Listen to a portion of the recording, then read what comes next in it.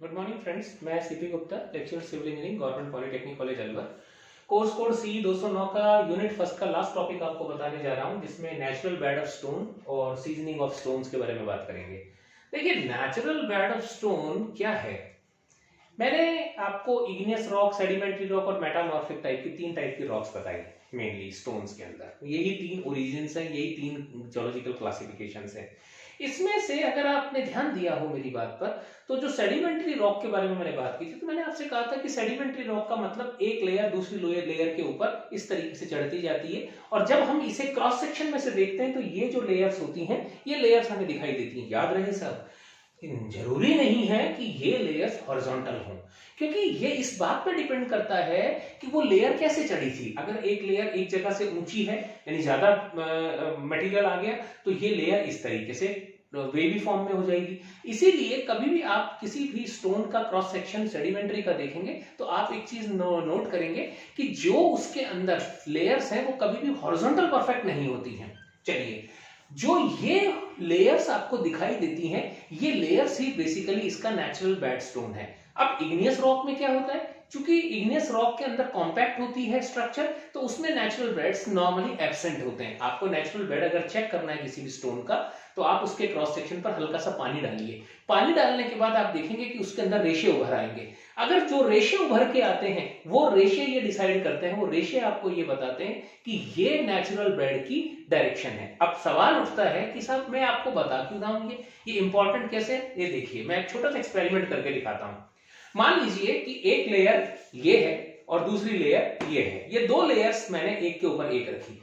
अब यदि मान लीजिए मैं कोई मैसनरी कर रहा हूं, और या मैं कोई भी मटेरियल इसके ऊपर कोई भी स्टोन रख रहा हूं, इस स्टोन को सपोज करिए मैं ऐसे रखता हूं, और इसके ऊपर जो लगने वाला फोर्स है, यानी चाहे वो विंड फोर्स हो, चाहे वो मेरा मैसनरी के अंदर कोई फोर्स हो, यदि वो फोर्स इस तरीके से लगता है, तो आप ध्यान से देखिए कि ये जो मेरी लेयर थी ऊपर वाली, ये लेयर इस नीचे वाली लेयर के रेस्पेक्ट में सरक गई मतलब फेल्योर हो गया। लेकिन अगर यही ऐसे होता तो इसको स्लिप करने में प्रॉब्लम आती। यानी कभी भी जिस डायरेक्शन में फोर्स आता है, हमेशा जो नेचुरल बेड्स हैं वो कभी भी उस डायरेक्शन के पैरेलल नहीं होने चाहिए, ये हमेशा परपेंडिकुलर होने चाहिए, फोर्स के परपेंडिकुलर होने चाहिए। यानी फोर्स अगर ऐसे लग रहा है तो हमारा नेचुरल बेड जो है परपेंडिकुलर हो इसके। तो नेचुरल बेड अगर हमारा परपेंडिकुलर होगा तो आपका फेलियर के चांसेस नहीं है। तो ये चीज जो हम ध्यान रखते हैं सबसे ज्यादा, ये हम मैसनरी में ध्यान रखते हैं। ये मैसनरी किसी भी तरह की हो, चाहे वो आर्चेस की हो, चाहे वो पियर्स की हो, चाहे वो फाउंडेशन की हो, किसी भी टाइप की। तो जो हमारा नेचुरल बेड स्टोन है, नेचुरल बेड स्टोन जो होता है, natural direction of the stone होती है, जिसको नेचुरल बेड बोलते हैं, वो इसलिए इंपॉर्टेंट होता है कि उसकी डायरेक्शन हम जब जिस वक्त कंस्ट्रक्शन करते हैं उस वक्त हमें ध्यान रहनी चाहिए। दूसरी चीज है इसके अंदर सीजनिंग ऑफ स्टोन। देखिए, स्टोन जब हम क्वारी में से निकालते हैं, क्वारी बोले तो खदान में से निकालते हैं, तो उसमें कुछ मॉइस्चर मौजूद होता है, जिसे हम क्वारी सैप बोलते हैं, और उसी की वजह से वो स्टोन थोड़ा कच्चा हो जाता है।